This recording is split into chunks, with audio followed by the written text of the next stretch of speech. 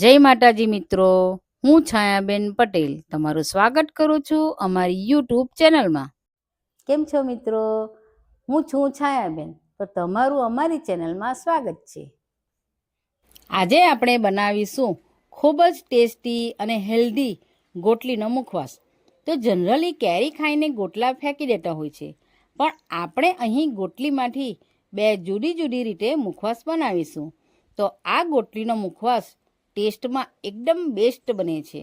સાથે સાથે vitamin B12 પણ ખૂબ જ ભરપૂર પ્રમાણમાં હોય છે, અને સાથે સાથે સુગર લેવલ પણ કંટ્રોલમાં રહે છે. અને તમે જે કંઈ પણ ફૂડ ખાવો તેને ડાયજેસ્ટ કરવામાં પણ ઘણી હેલ્પ કરે છે. અને મિત્રો, કેરીની ગોટલીમાં 50 ગણા જેટલા પોષક તત્વો રહેલા હોય છે. એટલે જ તો આપણે કેરીની ગોટલીને સ્વાસ્થ્ય ખજાનાની પોટલી પણ કહી શકાય છે. તો ભૂલથી પણ તમે આ ગોટલીને ફેંકી ના દેતા. તો આ રીતે ઇન્સ્ટન્ટ મુખવાસ કે એકવાર જરૂરથી બનાવજો. તો ચાલો હેલ્ધી અને ટેસ્ટી મુખવાસ બનાવવાની શરૂઆત કરીએ. અને નવા રેસીપીના વિડીયો જોવા માટે અને શીખવા માટે મારી ચેનલને સબસ્ક્રાઈબ જરૂર કરજો. તો ચાલો જોઈ લઈએ ગોટલીનો મુખવાસ કેવી રીતે બનાવવો. તો મુખવાસ બનાવવા માટે મેં અહીં 20થી 25 જેટલા કેરીના ગોટલા લઈ લીધા છે. તેને ધોઈ અને તડકે સૂકવીને લીધા છે. અને મિત્રો, પાકી કેરી સ્વાસ્થ્ય માટે ગુણકારી છે ને, એટલી જ ગોટલી પણ ખૂબ જ ગુણકારી છે. મિત્રો, ગોટલી ફોડવા માટે પહેલાં તો આપણે ડીચાવાળો ભાગ શોધી લઈએ. તો તેના માટે આપણે જોઈ લઈએ. તો આ જે નીચેનો ભાગ છે તે ઉપયોગમાં નહીં લેવું. અને હવે આ ઉપરનો ભાગ છે તે આપણો ડીચાવાળો ભાગ છે, તે આપણે ફોડીશું. તો હવે એક ખીલાના મદદથી આપણે આ ડીચાવાળો ભાગ છે તે આપણે ફોડી લઈશું. અને મિત્રો, તમે જોઈ શકો છો આપણી ગોટલી આસાનીથી ખુલી જાય છે. હવે આપણે ઉપરથી આ રીતે ગોટલીને ફોલી લઈશું. અને મિત્રો, આ જ ગોટલી ફોડવાની આસાન રીત છે. હવે આ રીતે આપણે બધા ગોટલાને પણ ફોડી લેવું. જુઓ મિત્રો, કેટલી સરસ રીતે ગોટલી અલગ થઈ જાય છે. અને મિત્રો, આ રીતે ગોટલી પર આ ટાઈપની આવી પાતળી છાલ આવે એને આપણે કાઢી લેવાની છે. અને આ ગોટલીની છાલ કાઢી પછી તે કેટલી સરસ દેખાય છે. મિત્રો, ક્યારે આવી કાળી કે ખરાબ ગોટલી નીકળે તેનો ઉપયોગ નથી કરવાનો, તે કાઢી નાખવાની છે. અને આપણે સફેદ ગોટલીનો જ ઉપયોગ કરવાનો છે. આ રીતે આપણે બધી ગોટલી કાઢી લીધી છે. તો પહેલાં તો આપણે ધોવાની છે. તો એક વાટકામાં પાણી લઈ તેમાં બધી ગોટલી એક એક કરીને ઉમેરી લઈશું. એકવાર ધોવાઈ જાય પછી તેને બીજી વાર પણ ધોઈ લેવાની છે. હવે મિત્રો, 1 કલાક પછી ફરી આપણે એકવાર પાણીથી સારી રીતે ધોઈ લઈશું. અને હવે એમાં 1 ચમચી મીઠું ઉમેરી લઈશું, જેથી ગોટલીનો થોડો કડવાશ હશે તે નીકળી જશે. અને સારી રીતે મિક્સ કરી લઈશું. અને હવે આપણે આ ગોટલીને 5 થી 6 કલાક ક્યાં તો ઓવરનાઇટ રાખી મૂકીશું.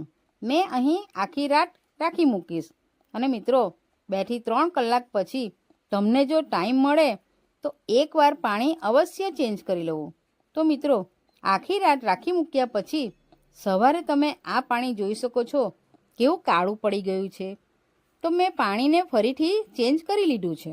તો હવે આપણે ગોટલીને એક કુકરમાં બાફી લઈશું. તો હવે આપણે એક કુકરમાં બધી ગોટલી ઉમેરી લઈશું અને 2 ગ્લાસ પાણી ઉમેરી લઈશું. અને તેમાં અડધી ચમચી મીઠું ઉમેરી લઈશું. હવે કુકરનું ઢાંકણ ઢાંકી દઈશું અને 2 સીટી વગાડી લઈશું. હવે કુકર ઠંડુ થઈ ગયા પછી તમે જોઈ શકો છો આપણી ગોટલી કેટલી સરસ બફાઈ ગઈ છે.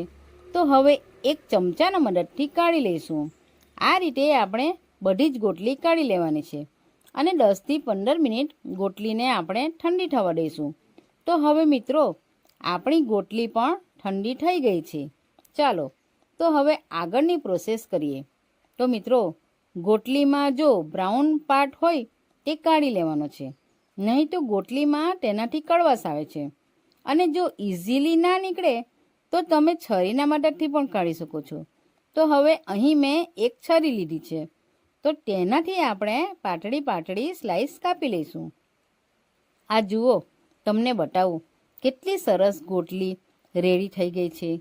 તો હવે બીજી રીત માટે આપણે એક છીણી લેવાની છે અને જે મોટી સાઈઝ છે તેનાથી નહીં પણ નાની સાઈઝ છે તેનાથી આપણે છીણી લઈશું. તો મિત્રો કેટલી સરસ ગોટલી છીણાઈ ગઈ છે. આ રીતે આપણે છીણ રેડી કરી લેવાની છે. તો મિત્રો હવે ત્રીજી ટ્રીક માટે મોટી સાઈઝની છીણી લેવાની છે. તેનાથી આપણે છીણી લઈશું. તો તમે જોઈ શકો છો કેટલી સરસ છીણ પડે છે. તો મિત્રો તમે જુઓ તો ખરા ગોટલીની કેટલી સરસ કતરણ બનીને રેડી થઈ ગઈ છે. અને મને તો છરી કરતાં આ મેથડ ઘણી ઇઝી લાગે છે.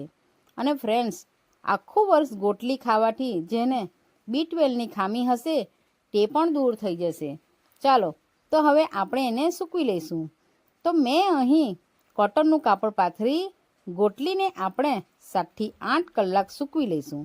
તમે તડકામાં પણ સૂકવી શકો છો, પણ આજે હું મુખવાસ બનાવતી છું ત્યારે અહીં વરસાદ પડતો છે, જેથી હું પંખા નીચે જ સૂકવતી છું. ચાલો તો હવે વરિયાળીનો મુખવાસ બનાવવાની પ્રોસેસ જોઈ લઈએ. તો તેના માટે સામગ્રીમાં 1 વાટકી કાળા તલ અને 1 વાટકી સફેદ તલ લીધા છે અને 2 વાટકી વરિયાળી લઈશું અને 1 વાટકી ધાણા દાળ લઈશું અને 1 વાટકી અળસી લીધી છે. ત્યારબાદ નાની વાટકી અજમો લીધો છે અને 1 વાટકી લીંબુ અને પાણીનું મિશ્રણ લીધું છે. તો હવે વરિયાળીને એક વાસણમાં લઈ તેમાં 1 ચમચી હળદર, 1 ચમચી મીઠું અને 1 ચમચી લીંબુ અને પાણીનું જે મિક્સ કરેલું તે પાણી 1 ચમચી ઉમેરી લઈશું અને સારી રીતે મિક્સ કરી લઈશું. હવે મોટી ડીશ લઈશું અને એમાં પાથરી લઈશું. હવે આપણે કાળા તલ અને સફેદ તલ લઈ લઈશું. હવે તેમાં 1 ચમચી હળદર, 1 ચમચી મીઠું અને 1 ચમચી લીંબુ અને પાણીનું મિશ્રણ ઉમેરી સારી રીતે કોટ કરી લઈશું અને બરાબર મિક્સ કરી લઈશું. હવે તેને પણ આપણે અલગ અલગ ડીશમાં પાથરી લઈશું. ત્યારબાદ અળસી લઈ 1 ચમચી હળદર, 1 ચમચી મીઠું અને 1 ચમચી લીંબુનું પાણી ઉમેરી સારી રીતે મિક્સ કરી લઈશું અને તેને પણ એક ડીશમાં પાથરી લઈશું. હવે આપણે અજમાને પણ 1 ચમચી હળદર, 1 ચમચી મીઠું અને 1 ચમચી લીંબુ અને પાણીનું મિશ્રણ ઉમેરી સારી રીતે મિક્સ કરી લઈશું અને તેને પણ ડીશમાં પાથરી લઈશું. આપણે હવે ધાણા દાળ નથી કોટ કરવાની. મુખવાસ માટે બધી જ વસ્તુ હળદર અને મીઠામાં કોટ થઈ ગઈ છે અને તેને એકદમ ડ્રાય કરી લેવાની છે. તો હવે 5 થી 6 કલાક પંખા નીચે રાખી મૂકીશું, જેથી જલ્દીથી સુકાઈ જાય.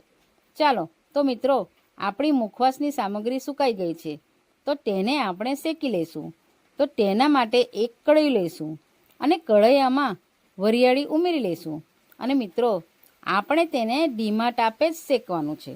તો મિત્રો વરિયાળી ખાવાથી ગેસ, એસિડિટી અને કબજિયાત જેવી સમસ્યાઓમાં રાહત પણ આપે છે. અને આ વરિયાળી કોઈ પણ ઘી કે તેલ વગર જ શેકવાનું છે. અને વરિયાળી આપણી શેકાઈ જાય ત્યારે એટલી સરસ કિચનમાં સુગંધ આવે છે કે અત્યારે જ ખાઈ લઉં એવું થાય છે. ચાલો તો આપણી વરિયાળી પણ શેકાઈ ગઈ છે. તેને આપણે એક બાઉલમાં કાઢી લઈશું. હવે તે જ કઢાઈમાં અળસી ઉમેરી લઈશું અને અળસીને પણ આપણે ગેસની ફ્લેમ મીડિયમ રાખીને જ શેકવાનું છે. મિત્રો અળસી આપણા સ્વાસ્થ્ય માટે એક સુપર ફૂડ સમાન છે. તેમાં ભરપૂર માત્રામાં ફાઇબર, ઓમેગા 3, ફેટી એસિડ અને એન્ટીઓક્સિડન્ટ્સ જોવા મળે છે. તો આ રીતે જ આપણી અળસી પણ શેકાઈ ગઈ છે. આ રીતે અળસીને પણ એ જ બાઉલમાં કાઢી લઈશું. હવે આપણે કાળા તલ ઉમેરી લઈશું. તેને આપણે ધીમા તાપે જ શેકવાનું છે. મિત્રો કાળા તલ સફેદ તલ કરતાં પણ વધુ ગુણકારી માનવામાં આવે છે અને તે આપણા શરીરના કોષોને નુકસાન થતાં અટકાવે છે. અને જો તમે કાળા તલ ના ખાતા હોય તો આ રીતે મુખવાસમાં નાખીને પણ ખાઈ શકો છો. આ રીતે આપણા કાળા તલ પણ શેકાઈ ગયા છે. તેને પણ બાઉલમાં ઉમેરી લઈશું. હવે આપણે સફેદ તલ ઉમેરી લઈશું અને તેને પણ ધીમા તાપે જ શેકવાનું છે. અને સફેદ તલમાં મિત્રો કેલ્શિયમ, મેગ્નેશિયમ અને ફોસ્ફરસ ભરપૂર માત્રામાં આવેલું છે. તલ ફૂટવા લાગે એટલે સમજી જવું કે આપણા તલ શેકાઈ ગયા છે. તેને પણ આપણે એક બાઉલમાં કાઢી લઈશું. હવે આપણે અજમો ઉમેરી લઈશું. તેને પણ ધીમા તાપે શેકી લઈશું. ફ્રેન્ડ્સ, અજમો શેકાઈ જાય ત્યારે આપણા ઘરમાં અજમાની સુગંધ ખૂબ જ સરસ ફેલાઈ જતી હોય છે. તો આપણો અજમો તો તરત જ શેકાઈ ગયો છે અને તેને વધારે નથી શેકવાનો, નહીં તો કાળો થઈ જશે. ચાલો તો તેને પણ બાઉલમાં કાઢી લઈએ. હવે છેલ્લે જે ગોટલી નાની સાઈઝમાં છીણેલી તે કઢાઈમાં ઉમેરી લઈશું અને એને પણ ધીમા તાપે શેકી લઈશું. તો 1 જ મિનિટમાં આપણી શેકાઈ જશે. હવે શેકાઈ ગઈ છે તો એને પણ એક બાઉલમાં કાઢી લઈશું. તો આપણા બધા શેકેલા સામગ્રીને મિક્સ કરી લઈશું. તો મિત્રો, શેકેલી ગોટલી એડ કરવાથી મુખવાસનો સ્વાદ 100 ગણો વધી જશે. તો બધી જ વસ્તુ મિક્સ કરીને આપણો મુખવાસ રેડી થઈ ગયો છે. તો હવે બીજા મુખવાસ માટે એ જ કઢાઈમાં 1 ચમચી ઘી ઉમેરી લઈશું. ઘી ગરમ થાય પછી તેમાં આપણે ગોટલી મોટી છીણીમાં છીણીને રાખેલી તે બરાબર સુકાઈ ગઈ છે તેને હવે ઘીમાં ઉમેરી લઈશું અને તેને પણ ગેસની ફ્લેમ સ્લો રાખીને જ શેકવાનું છે. મિત્રો, ઘીમાં શેકવાથી ગોટલીનો સ્વાદ ખૂબ જ સારો આવે છે. આપણે આ ગોટલીને 3 થી 4 મિનિટ સુધી શેકવાનું છે અને એને સતત આ રીતે ચમચો હલાવતા રહેવાનું છે. મિત્રો, તમે ગોટલીને તેલમાં પણ શેકી શકો છો, પણ જો તમને સારો સ્વાદ જોઈતો હોય તો તમે ઘીમાં જ શેકજો. તો તમે જોઈ શકો છો આપણો થોડો ગોટલીનો કલર પણ ચેન્જ થઈ ગયો છે. મિત્રો, પાકી કેરી સ્વાસ્થ્ય માટે ગુણકારી છે ને એટલી જ ગોટલી પણ ખૂબ જ ફાયદાકારક છે. હવે આ રીતે આપણી ગોટલી પણ શેકાઈ ગઈ છે. તો હવે તેમાં આપણે 1 ચમચી સંચળ પાવડર ઉમેરી લઈશું અને 1 ચમચી શેકેલું જીરું પાવડર ઉમેરી લઈશું. હવે આપણે બરાબર મિક્સ કરી લઈશું. અહીં તમે ચાટ મસાલો ક્યાં તો આમચૂર પાવડર એડ કરી શકો છો. તો આપણો મુખવાસ ખાવા માટે રેડી છે. તમે આ મુખવાસ આખા વર્ષ માટે પણ સ્ટોર કરી શકો છો. ચાલો તો એક ઝીપ બેગમાં ભરી લેશું. તો છે ને એકદમ ઇઝી. અને મિત્રો, આ બીજી ઝીપ બેગમાં જે છે એ શેકવા વગરની છે. તો તમે એને આ રીતે ક્યારે પણ શેકીને ખાઈ શકો છો. અને આ 2 ઝીપ બેગને હું ફ્રીઝરમાં સ્ટોર કરીશ જેથી આખું વર્ષ બગડશે નહીં. અને મિત્રો, આ જે આપણો વરિયાળીવાળો મુખવાસ એને પણ મેં એક ઝીપ બેગમાં અને બરણીમાં ભરી લીધી છે. ચાલો તો હું તમને વરિયાળીનો મુખવાસ ખાઈને બતાવું શું ટેસ્ટી લાગે છે. ચાલો તો હવે ગોટલીનો મુખવાસ ખાઈને પણ બતાવું. અને મિત્રો, ગોટલીનો મુખવાસ પણ ખૂબ જ ટેસ્ટી બન્યો છે. મિત્રો, નાના બાળકો આ મુખવાસ ના ખાતા હોય તો તમે આ રીતે વરિયાળીમાં મિક્સ કરીને આપો. બાળકો હોંશે હોંશે ખાશે. અને મિત્રો, આ ગોટલીનો મુખવાસ જો તમે આ રીતે બનાવશો તો ગોટલી જરા પણ કડવી લાગશે નહીં અને ખૂબ જ ટેસ્ટી લાગશે. અને મારા ફેમિલીને તો આ મુખવાસ તો ખૂબ જ પસંદ આવ્યો છે અને આ મુખવાસ બીજો બનાવો એવી પણ ફરમાઈશ આવી છે.